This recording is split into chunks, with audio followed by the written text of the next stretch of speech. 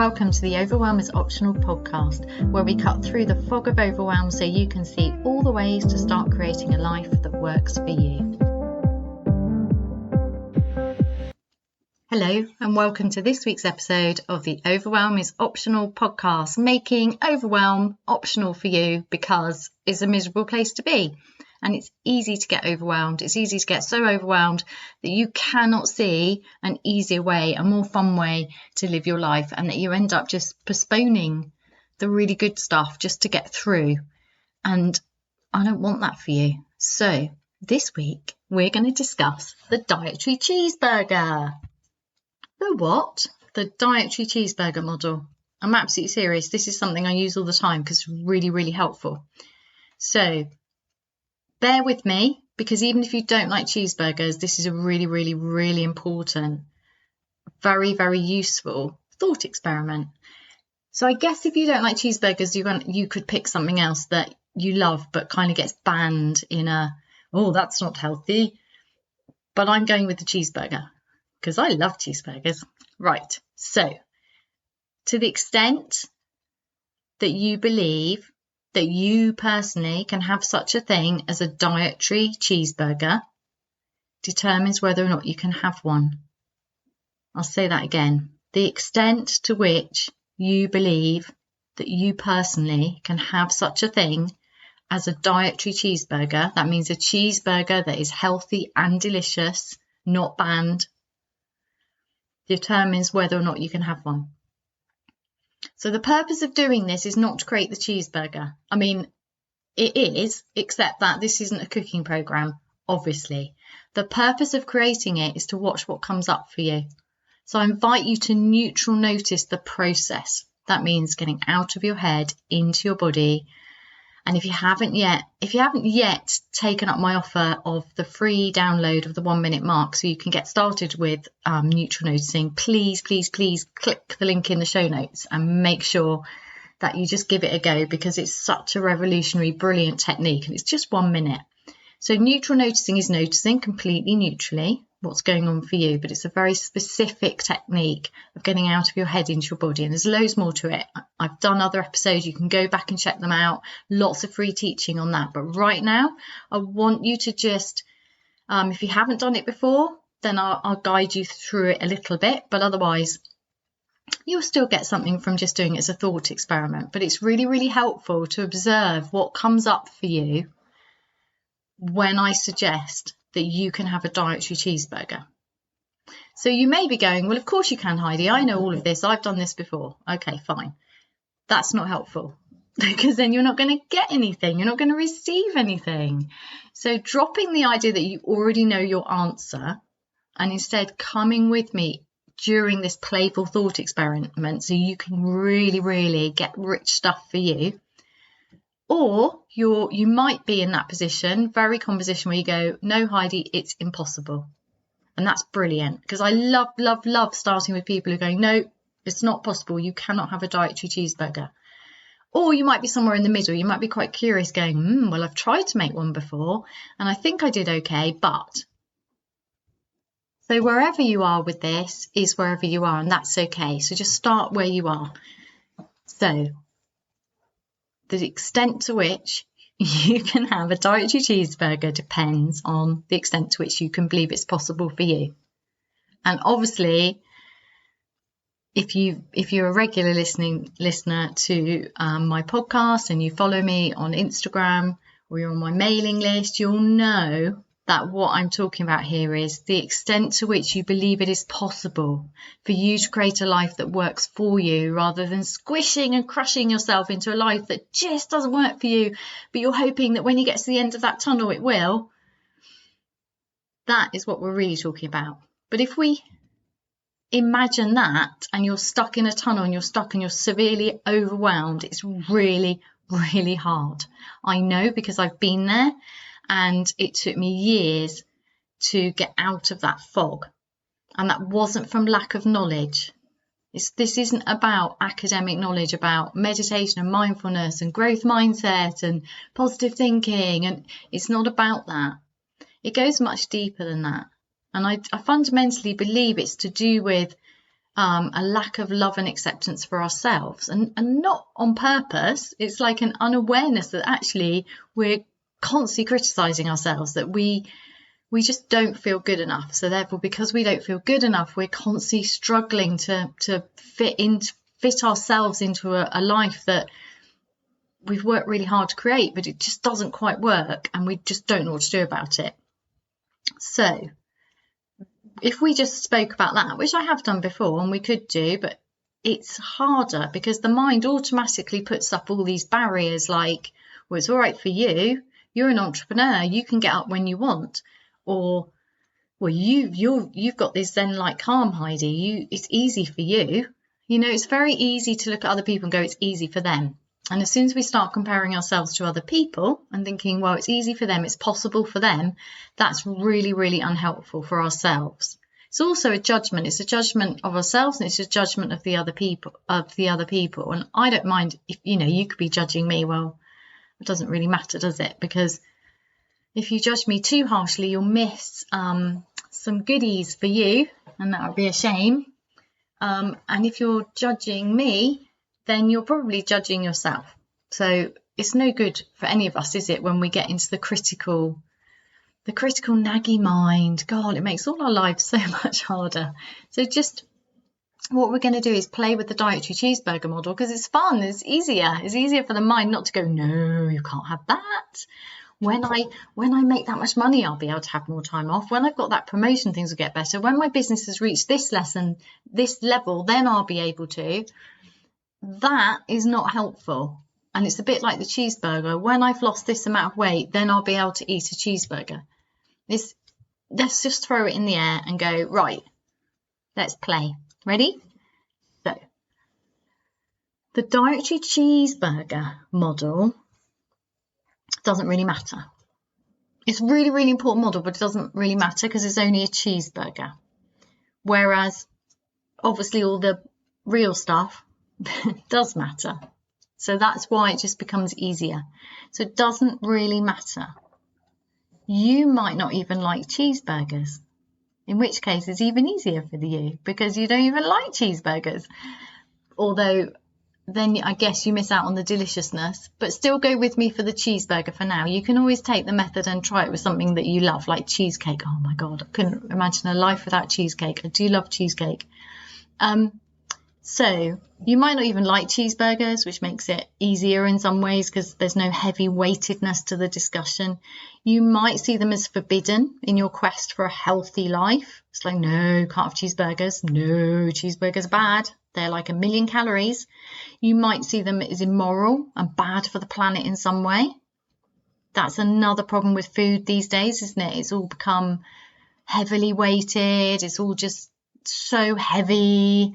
But of course, the values that we have are really important. And I have values very important to me about food and how it's produced. So that does go into your model.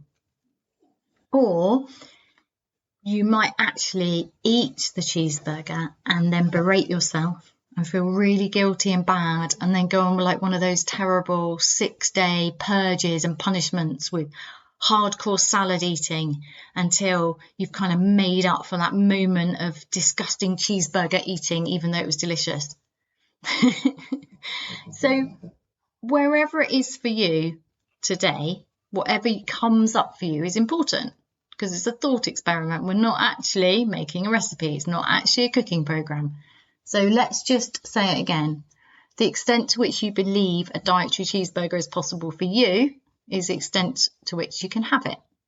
So knowing what comes up for you, a dietary cheeseburger, possible or impossible?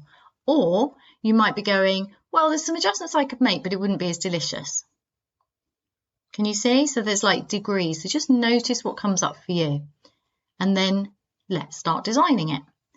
So for me, I don't eat gluten, so I have a choice. I can, and I most usually do, just get rid of the bun, go bunless with it, which is actually great because then I probably feel better after eating it than replacing it with a gluten-free bun. Just because, I don't know, it's less carbohydrate, and sometimes it's just really, really nice to just eat protein and vegetables, and that can feel great. Other times we might buy, who is it who does it? I think it's Genius, who in general make the most ungenius gluten-free bread I've ever tasted. But I think it's them who do these brioche burger buns. So they actually remind me of the first cheeseburger I ever met. I was 11. I don't think you could get cheeseburgers in England then. You certainly couldn't where I lived, because I lived on an island in the middle of nowhere. So, cheeseburgers hadn't crossed the channel yet. But I went to Belgium when I was 11 on my own. Well, there were hundreds of other children, but in those days you just stuck a label on children and sent them to Victoria with a suitcase like Paddington Bear. And I went, it was the 100th anniversary of independence from Holland. And yeah, I was one of the youngest. I think you had to be 11 to 14, and somebody dropped out, so I got to go. I think my language teacher was a bit shocked that I was going instead of the more extrovert, jolly person.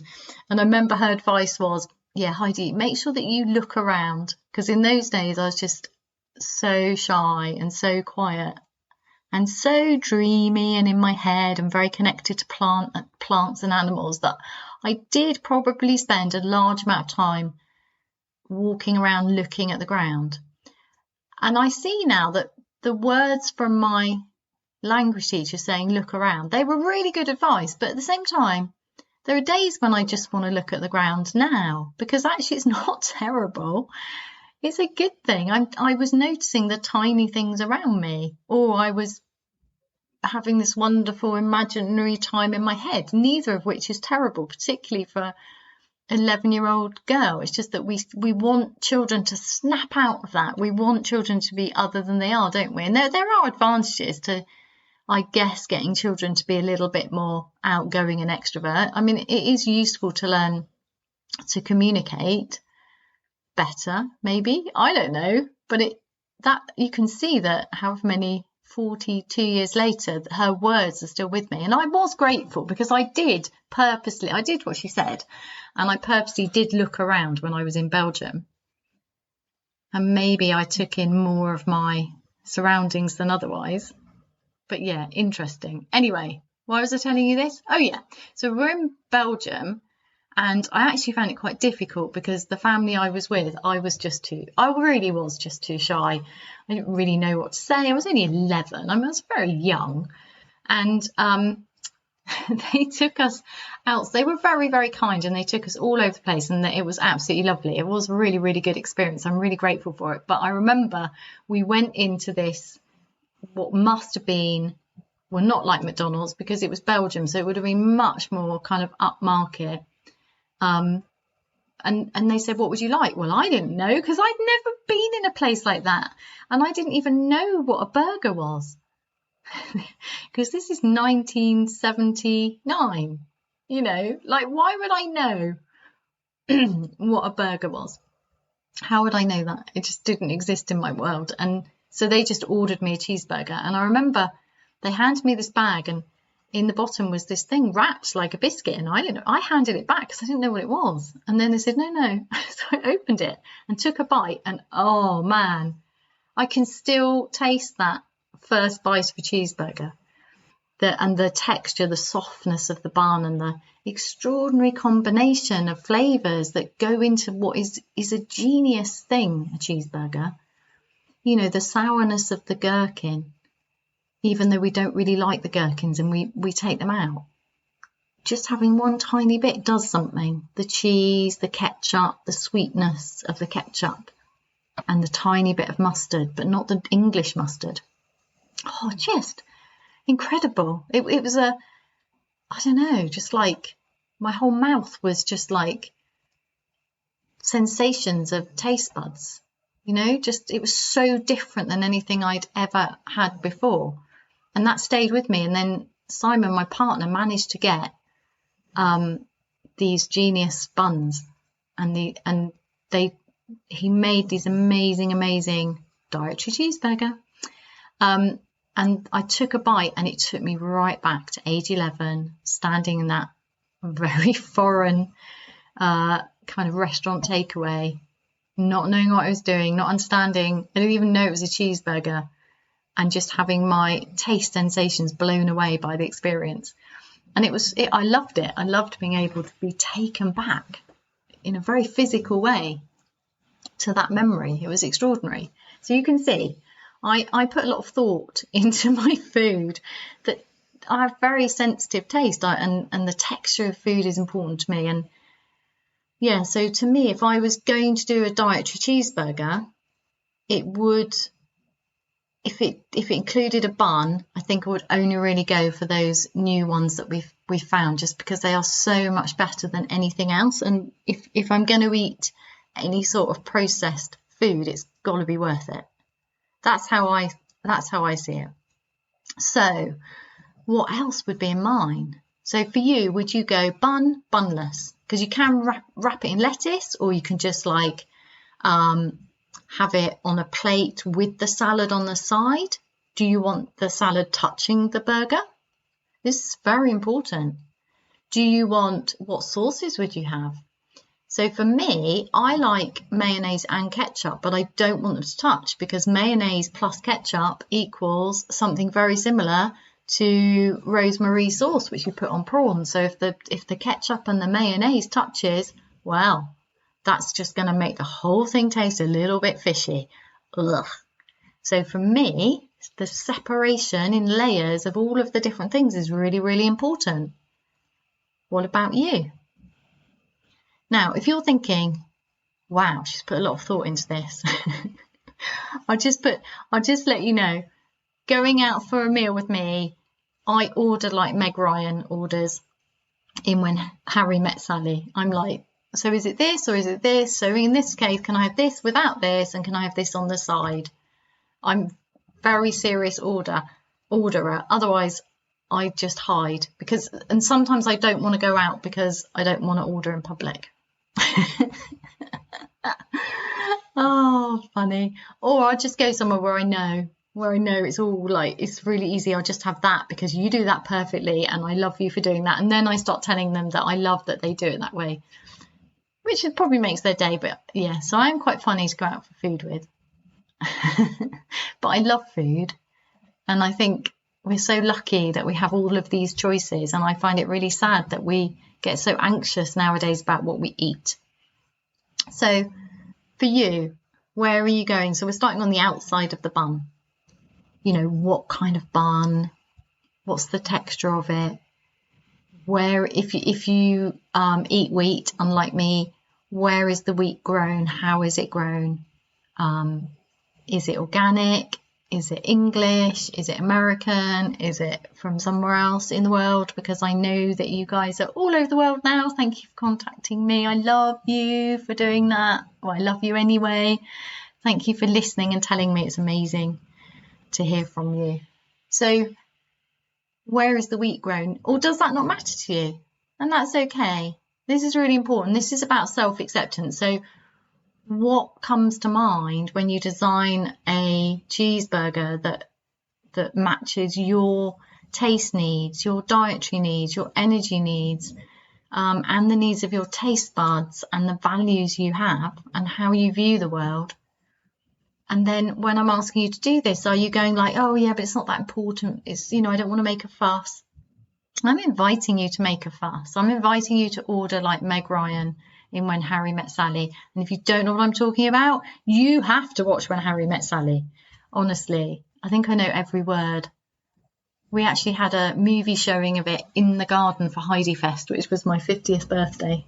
It was a weekend, and it was like the final night was When Harry Met Sally, all cozied up under the stars. That was a very special memory. Or rather, it was a very special night, and it is now a very special memory. You can't have it. What? No. Right, hush, Heidi. I'm rambling now. I'm getting really excited, remembering good things.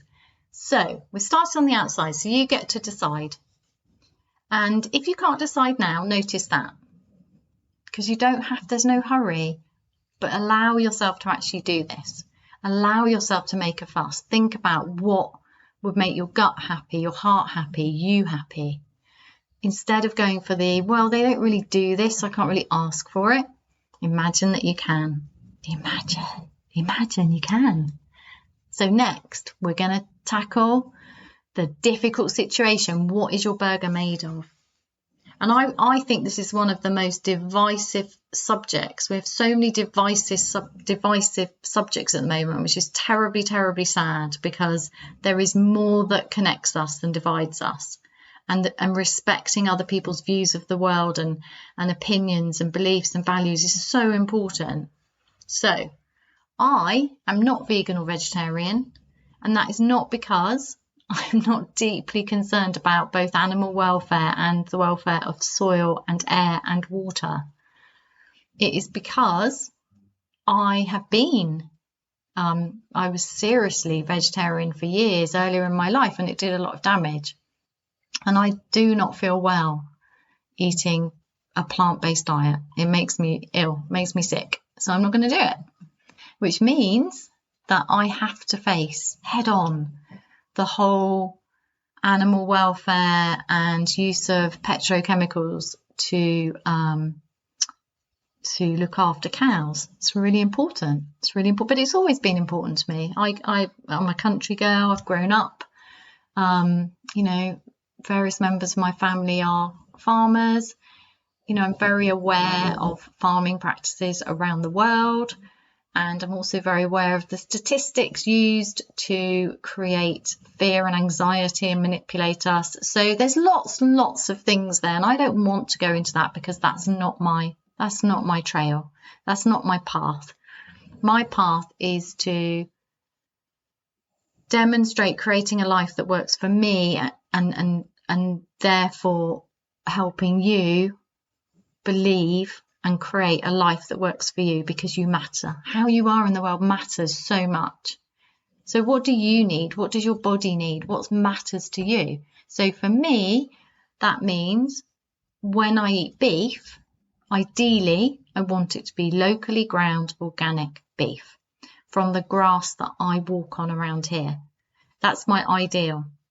And if it's difficult to get that for whatever reason, then I want the closest to that I can get. And supporting local farmers in that way, that matters to me. That's so, so important. So that's my contribution, isn't it? That's my gift to the people around me who are growing food with deep love and care for the earth. That matters to me. And that's my choice in my burger. There's no onions in my burger. I don't eat onions. I could eat onions. I like onions. They don't like me. They give me a food baby for about a day or so. And I've just gone, no, do you know what? Having a swollen gut from eating onions, no, I can give that a miss. So there's no onions in mine. And I don't actually know if the original burger recipe necessarily did have onions in it. I'm not entirely sure about that. And having a burger without onions is so nice. Honestly, it's because it doesn't overpower it, and you get to taste, for me, I get to taste the actual meat. Now, if you're vegan or vegetarian, that might be repulsive to you. I don't know. It depends why you're vegan or vegetarian. Some people just don't seem to like the taste of meat, or some people have very strong feelings about that, and I respect that. So therefore, the question is, that's my burger. What's yours? What's it made of? Is it made? So when I was vegetarian, we used to make, it was great fun, except a bit ridiculous looking back. God, the amount of work, why I didn't just buy tinned beans, I do not know. So I'd buy the beans in bulk from a ethical wholesaler this is like 1990s. I was such a hippie. And then I'd soak the beans, drain the beans, soak the beans, drain the beans to remove the lectins that we can't process in our gut. And then I would boil them for however many hours. So it was a big process, but I enjoyed it. I enjoyed my whole, delving into food politics and different, I learned lots and lots and lots about nutrition and different proteins and all sorts of things, but it wasn't ultimately very good for my body. So I stopped, but did make some damn fine burgers. Really nice. What were some of my favourites? I think black-eyed beans made a really, really nice burger, actually. Chickpeas make a nice one, but it's quite a different flavour. I don't think it's as kind of meaty and substantial. Can't remember what else. Anyway, I used to use all sorts. It's great fun. And then, I think we had a burger press that we used to make them into the shape and then, you know, cook them up.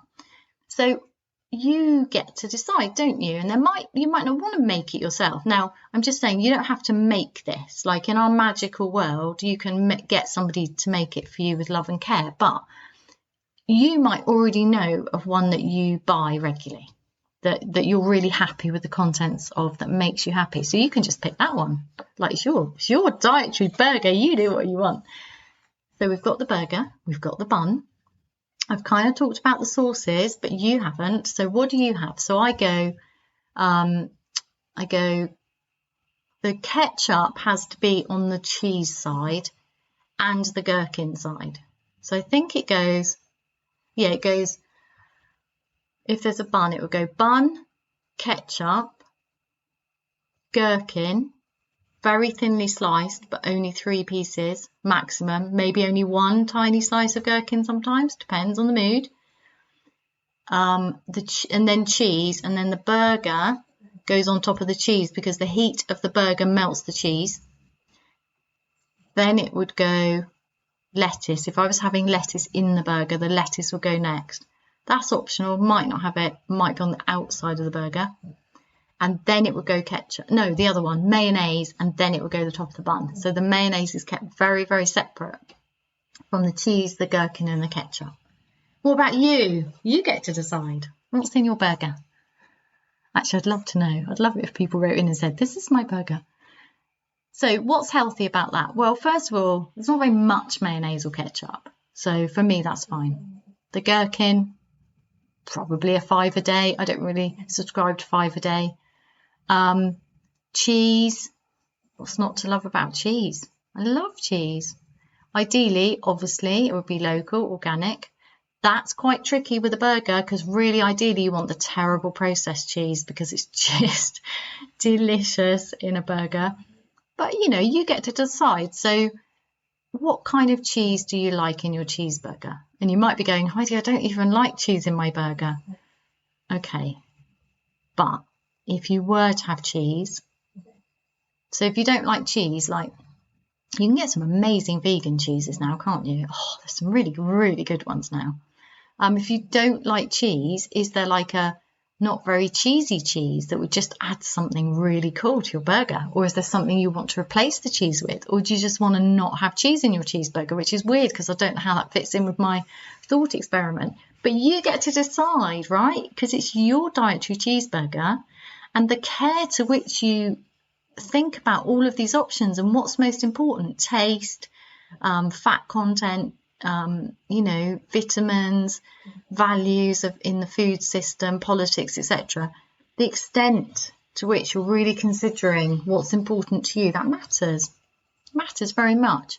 And then what I want you to do is neutrally notice what's going on for you as we go through this. So if stuff's coming up for you like, that's impossible, or that would be terrible, or I really, really want it to be meat even though I'm a vegan, or I really don't like eating meat, I wish I was vegetarian, maybe I'll try the bean one. You know, just like notice what's coming up and notice if there's lots of judgments coming up, like this is impossible, or oh, I hadn't thought of that before, that might be better for me, or whether you're denying yourself. Because I noticed this recently, I thought, oh, I'm getting a bit negative about food again. I'm getting into that denying myself things. And it's because we started doing, well, Simon was doing some intermittent fasting.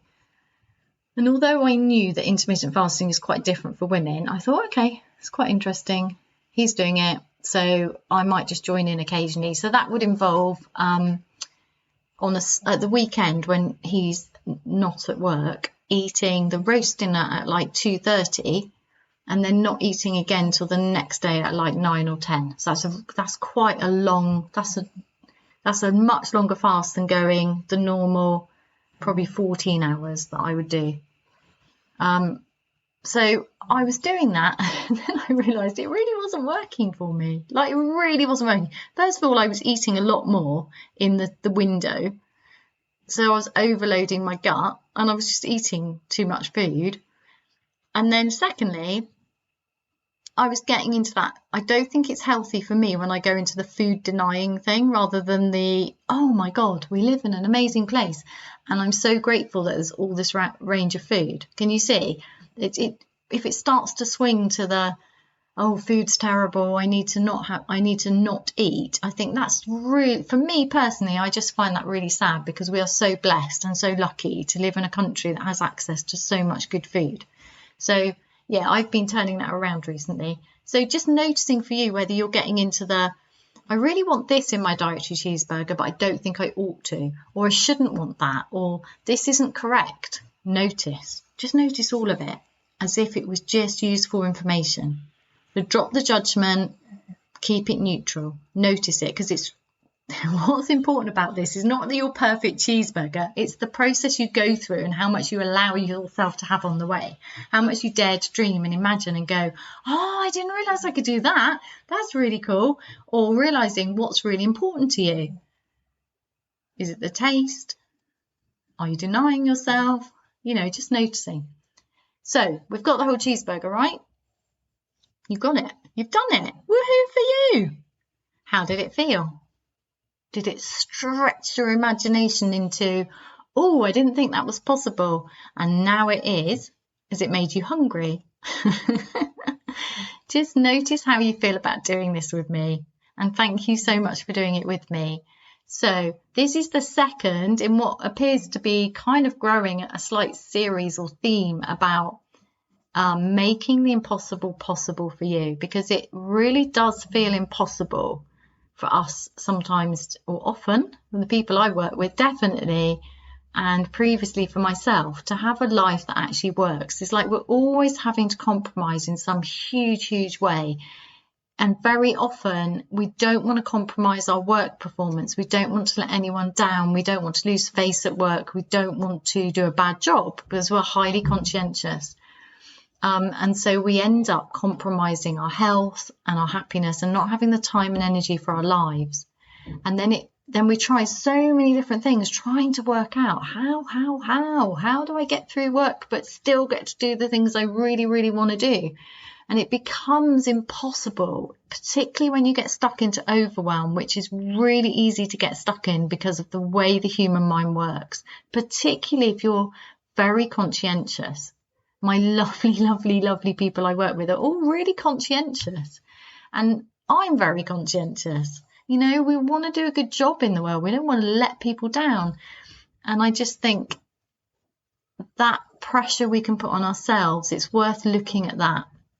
How much of the pressure are you putting on yourself? So when you were doing the dietary cheeseburger, how much were you allowing yourself the freedom of playing with the idea, and how much pressure were you putting on yourself to have the morally correct cheeseburger? Just an idea for you. Anyway, enjoy thinking about this, and I'd love to know how you get on. I'd love to hear about your dietary cheeseburger. Have a great week.